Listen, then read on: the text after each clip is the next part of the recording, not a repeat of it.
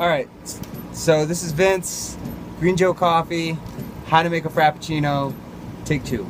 So this is how we make them. We call them Bambinos on the truck because Starbucks has a trademark, of course. But anyhow, so we use the cup as our measuring tool because it's just faster when you got a long line. And coffee trucks aren't as forgiving as coffee shops. People just won't stand in line at a coffee truck as readily as they'll stand in line at a coffee shop. Anyhow, moving on. So what I do is I use the cup as a form of measurement. Let me see if you can see this. So I add cream to this line right here on my cup, which is 1/8 of a cup of cream. And I'll kind of show that to you. So that's what we do there.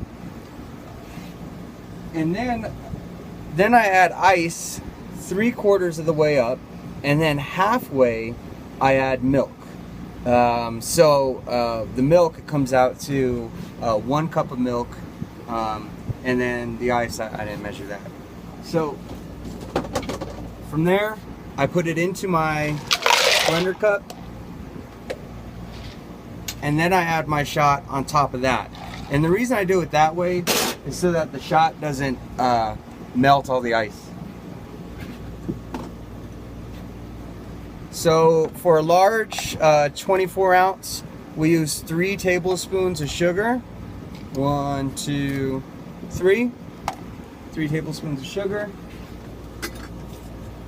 And then 4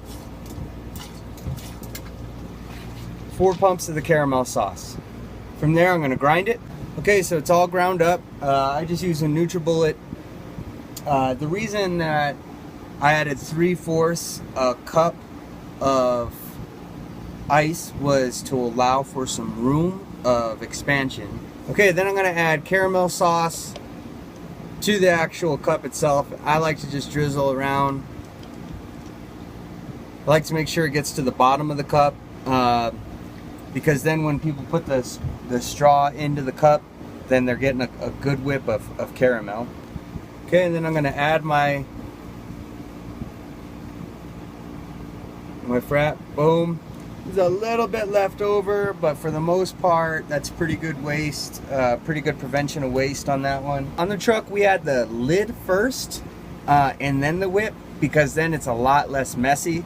So I got the lid on, dome lid, and then I just stick a big ass straw in that thing, and you are done. And that's how you make a caramel frappe or a caramel bambino. Oh damn, that's good.